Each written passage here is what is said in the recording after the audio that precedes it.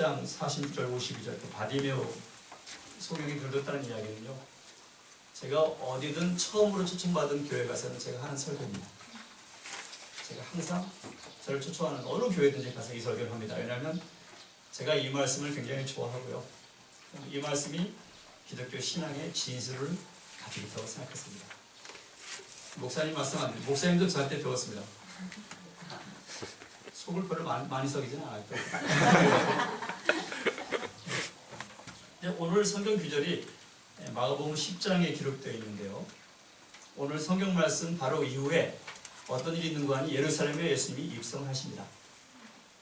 여러분, 마가복음은 예수님이 자기의 일생을 기록한, 예수님의 일생을 기록한 역사서 같은 건데요, 맞아요, 전기 같은 거죠. 그런데 1장에서 9장까지는 마가복음은 갈릴리라는 호수를 중심으로 기록됩니다. 예수께서 거기서 복음을 전하시고 지자도 택하시고 병자도 고치시고 말씀도 전하시고, 그런데 마가복음 11장에서부터 16장까지는 예수께서 예루살렘에 오셔서 고통당하고 순환받고 잡혀서 죽는 장면이 기록됐습니다. 놀라운 것은 1장에서 10장까지는 예수의 삶을, 공생의 삶을 3년으로 본다면 3년 동안의 삶을 1장에서 10장까지 기록하고요, 그리고 11장에서 16장까지는 아마 3, 4일, 5일 정도의 기록을 기록하고 있습니다. 그렇기 때문에 오늘 성경 말씀은 바로 예수께서 갈릴리를 떠나서 예루살렘에 도착하기 전에 기록한 매우 중요한, 말하자면 전환이 되는 그러한 성경 기록이라고 생각을 합니다. 뿐만이 아니고 오늘 예수께서 마지막 기적을, 소경을 눈을 뜨는 기적을 행하시고, 그리고 예루살렘에 가서는 한 번도 기적을 행하시지 않습니다. 마가복음은 예수께서 복음을 전하신 장소를 갈리고, 그리고 예수를 순환하고 십자가에 달린 장소를 예루살렘으로, 두 장소를 대비시켜서 기록을 하고 있는데, 오늘 성경 말씀은 바로 그 대비되는 성경 말씀의 한 고리에 있는 말씀이 오늘 본문의 말씀입니다. 오늘 성경의 배경은 여리고입니다. 여리고는 어떤 도시인지 여러분 아시죠? 이스라엘 백성이 모세의 인도로, 마지막에는 여호수아의 인도로 가나안 땅에 도착했습니다. 40년 동안 광야에서 많은 경험을 했습니다. 그리고 이제 곧 축복의 땅 가나안 땅을 도착해야 되는데 거기에 거대한 성 여리고가 버티고 있습니다. 무시무시한 성입니다. 모든 이스라엘 백성이 떨었습니다. 그런데 놀라웠게도 그 거대 난공불량한 성을 이스라엘 백성이 뺑뺑 도는 것만으로 그 거대한 성이 그냥 무너져버리는 수치스러운 역사를 가지고 있죠. 그래서 여호수아는 이렇게 합니다. 다시는 이 땅을 여호와라 부르지 마라. 여리고라 부르지 마라. 그리고 다시는 이 여리고를 세우지 마라. 그래서 이스라엘 역사 가운데 여리고는 없어졌죠. 그러다가 마지막에 이제 헤롯이라는 그 왕이 여리고를 다시 세웁니다. 그러한 추억의 역사를 가지고 있는 그런 동네를 예수께서 지나가십니다. 그런데 거기에 바디메오라는 거지, 소경이 구걸을 하고 있죠. 추억스러운 역사를 가진 여리고 도시, 그리고 그 여리고의 거지, 눈먼 소경, 구걸하고 있습니다. 매우 배경에 등장하는 소위 바디메오라는 소경이 매우 어울리는 그런 배경을 가지고 있습니다. 여러분, 바디메오라는 이름의 뜻이 뭔지 아십니까? 바라는 말은 이제 아들이라는 말입니다. 그래서 바 예수 그러면 예수의 아들이라는 말입니다. 그런데 바 티메오 그러면 티메오의 아들이라는 말입니다. 그런데 티메오라는 말이 무슨 말인지 아십니까? 티메오는 티마오, 존경받다, 존경하다는 뜻입니다. 여러분, 디모데 전서 있죠? 디모데, 티모테오스, 하나님을 존경한다는 말입니다. 예쁜 이름이죠. 그런데 오늘 바디메오라는 이 사람의 이름이 존경받는 자의 아들입니다. 존경받는 자의 아들이라는 고귀한 이름을 가진 사람이 소경이 되어서 추억스러운 도시 여리고에서 구걸하고 있는 거죠. 실은 바디메오라는 사람은 내가 볼 때는 아마 나면서부터 소경은 아니었을 가능성이 있습니다. 왜냐하면요, 오늘 성경에 보면 마지막에 눈을 떴을 때 그가 다시 보게 되었다고 이야기합니다. 그 이야기는 아마 이 바디메오가 고귀한 가정에서 자라는 아이였을 가능성도 있습니다. 그러다가 어느 순간 실명을 했고, 실명을 했다는 사건은 곧 하나님으로부터 저주죠. 그래서 집을 쫓겨나서 구걸을 하게 되는지는 모릅니다.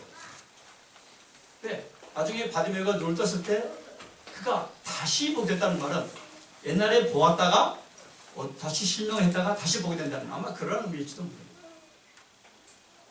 그 이야기는 나중에 다시 하겠습니다. 오늘 이 매우 중요한 곳에 있는 이 바디메오 이야기가 가지고 있는 많은 교훈을 여러분과 나누려고 합니다. 제일 첫 번째, 자신의 문제를 해결하기 위해서, 즉 눈을 뜨기 위해서, 구원을 받기 위해서 지금 울부짖고 있는 바디메오의 모습을 우리가 교훈으로 삼아야 됩니다. 아마 바디메오는 소문을 들었을 겁니다.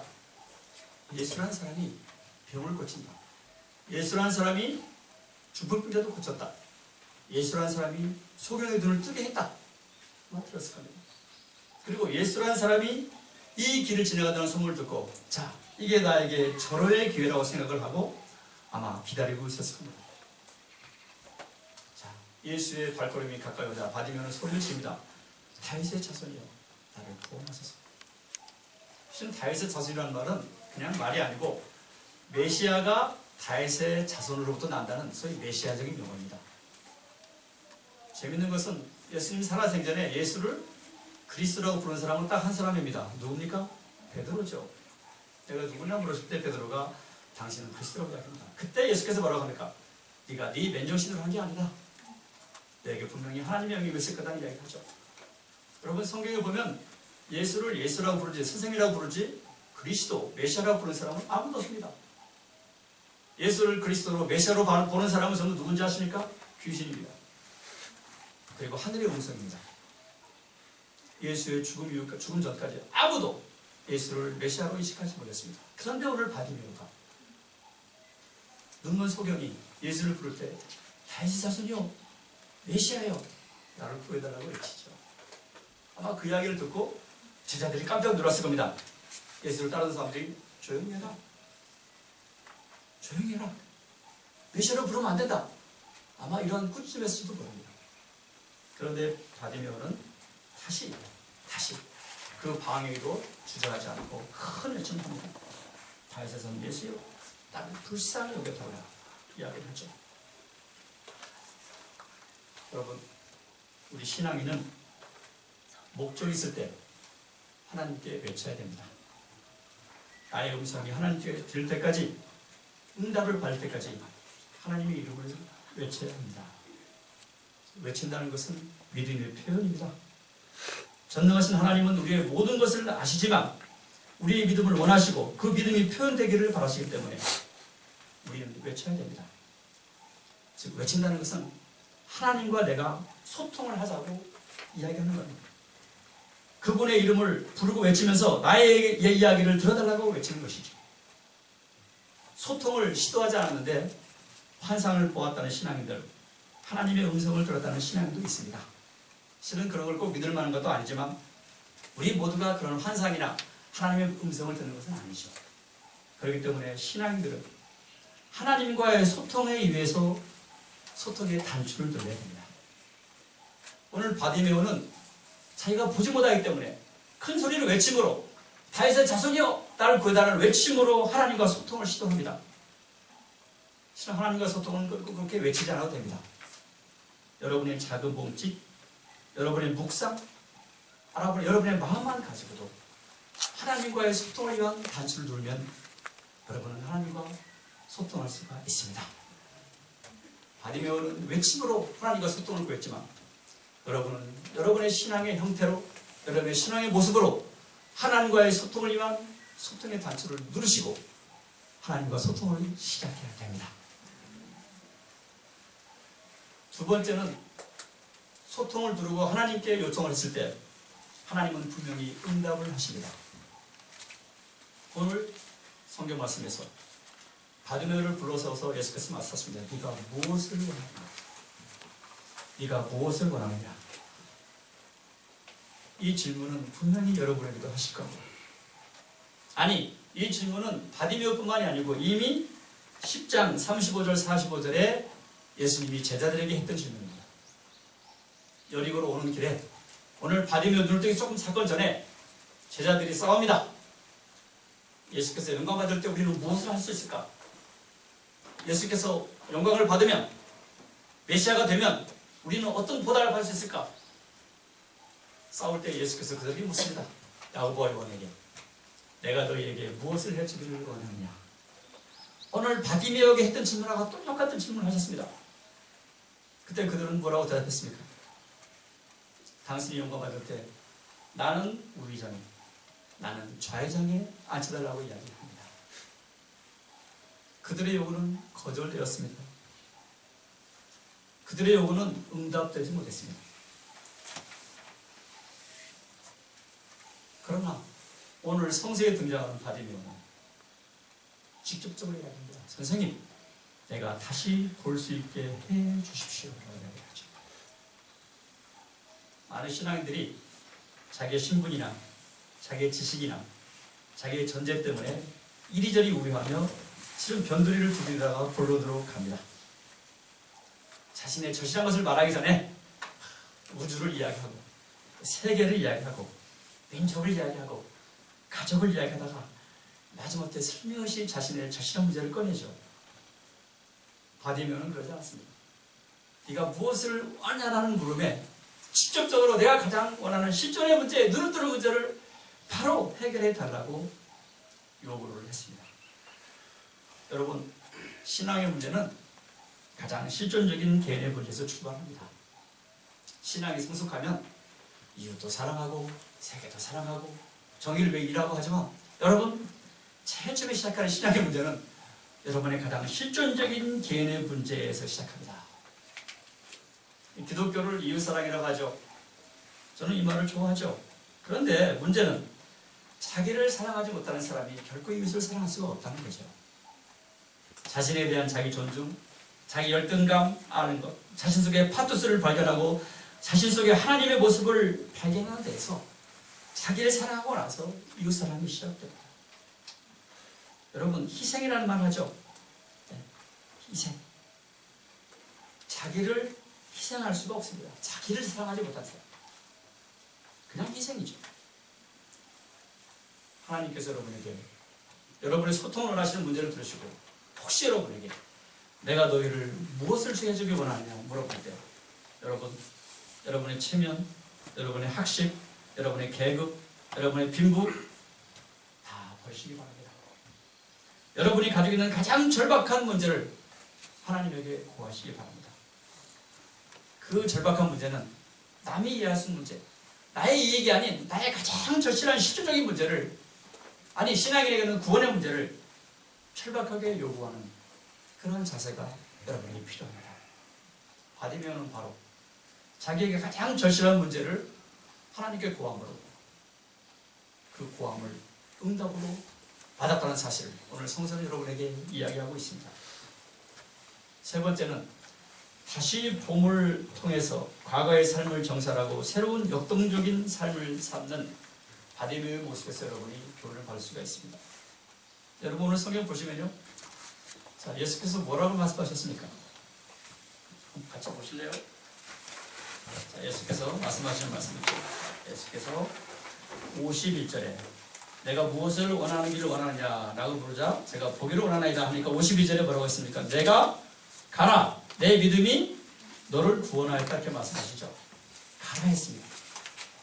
오늘 예수께서 가라, 내 믿음이 너를 구했다 라고 말씀하셨는데 그 성경 말씀 마지막에 뭐라고 되어 있습니까? 그가 곧 보게 되어 예수를 길에서 따르니라 라고 되어 있습니다. 저는 여기에서 바디메오 믿음의 가장 귀한 부분입니다. 예수께서 가라, 이제 가라, 네가 눈을 떴다, 네 삶을 향해서 가라 라고 말을 했는데 바디메오는 자기의 삶을 가지 않고 오늘 성경 말씀에는 그가 예수를 따르니라라고 기록했습니다. 바디메오가 눈을 떴습니다. 그에게는 많은 삶이 기다리죠. 옛날에 보았던 그런 기억, 옛날에 보았던 자기 어머니 아버지, 이제 눈이 떴으니 다시 보고 싶었겠죠. 예수께서 가라, 네 믿음이 너를 구했다 라고 말했는데 바디메오는 가지 아니하고 다시금 예수를 따랐다는 얘기죠. 오늘 신앙인들에게 주는 귀중한 은혜입니다. 은혜를 내가 받은 은혜를 나에게만 가져지 않고 남에게 전달하는 거죠. 많은 신앙인들이 새로운 은혜를 구합니다. 새로운 은혜를 구합니다.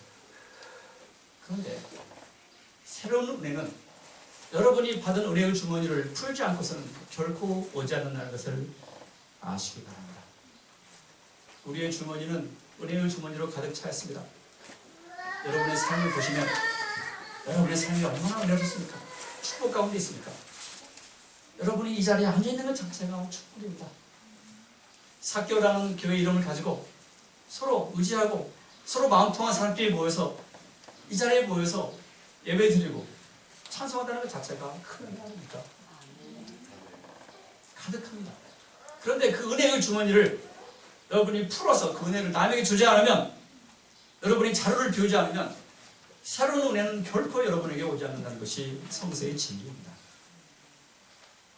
여러분이 받은 은혜의 주머니를 한쪽을 풀어서 이웃에게 봉사하고, 선교를 위해 봉사하고, 교회를 위해서 봉사하는 은혜를 나누어지는 삶을 사시기 바랍니다. 그러면 여러분이 쏟아낸 은혜 때문에 홀쭉해진 여러분의 은혜의 주머니에 다시금 하나님의 새로운 은혜가 가득 참을 여러분은 아시기 바랍니다.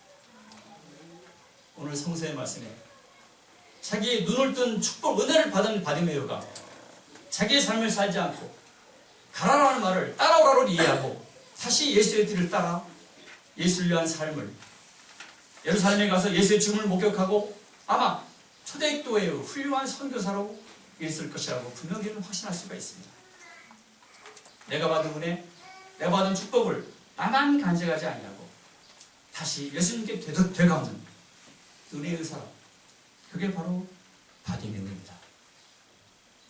오늘 여러분 성경을 보시면 길이라는 말이 2번 있습니다. 46절에 길이 있습니다. 디메오의 아들인 맹인 거지 바디메오가 길가에 앉았다 라는 말이 있습니다. 길. 그런데 여러분 52절에 마지막에 예수를 길에서 따르니라 라는 길이 2번 등장합니다. 호도스라는 말인데, 여러분 오늘 바디메오 이야기는 이 길로 감싸 있습니다. 제일 처음에 있는 길, 바디메오가 여리고에서 구걸하는 그 길은 정지된 길입니다. 움직이지 않는 길입니다. 좌절과 암흑과 멸시와 천대가 있는 길이죠. 움직이지 않는 길입니다. 그런데 여러분, 마지막 길은 어떤 길입니까? 이제는 움직이는 길이죠. 희망이 보이는 길이죠. 새로운 삶의 목적 있는 길이죠. 이것이 바로 신앙의 길입니다. 여러분이 예수를 만나기 이전의 길은 움직이지 않는 길, 좌절의 길, 희망이 없는 길, 암흑 속에 있는 길이었다면 이제 여러분이 걸어가시는 길은 움직이는 길입니다. 희망 있는 길입니다. 목표가 있는 길입니다.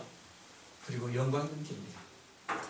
비록 우리가 예수 이름 때문에 불안할지라도 우리의 마지막에는 승리가 보장되는 그 길을 여러분이 따라가시는 겁니다.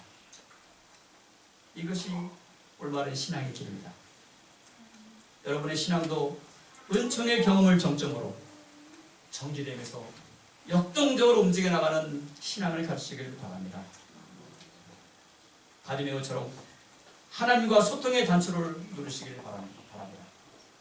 꼭 바라는 것이 없더라도 그분과의 소통을 통하여 깊은 영성을, 거룩함을 경험하고 내 삶의 주관자로 하나님을 삼으시기를 바랍니다.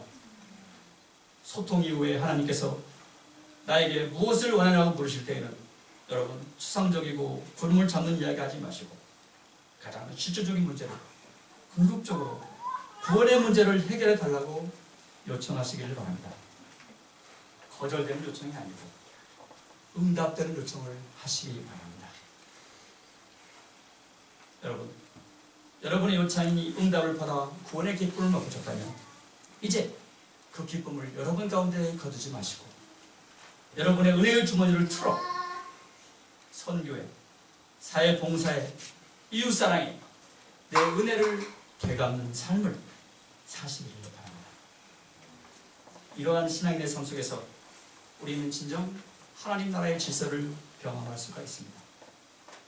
성령 안에서 기뻐했던 초대 공동체의 기쁨이 우리의 기쁨이 될 수가 있습니다. 아니, 여러분이 속한 가족이, 여러분이 속한 공동체가, 여러분이 속한 사회가 그리스도의 향기 속에 가득 차는 기적을 여러분은 현실로 볼 수가 있습니다. 이러한 축복이, 이러한 은혜가, 이러한 감동이 여러분에게 항상 있기를 예수 그리스도 이름으로 축원합니다. 아멘. 이 시간 이 말씀을 생각하시면서 잠깐 묵상 기도하시겠습니다.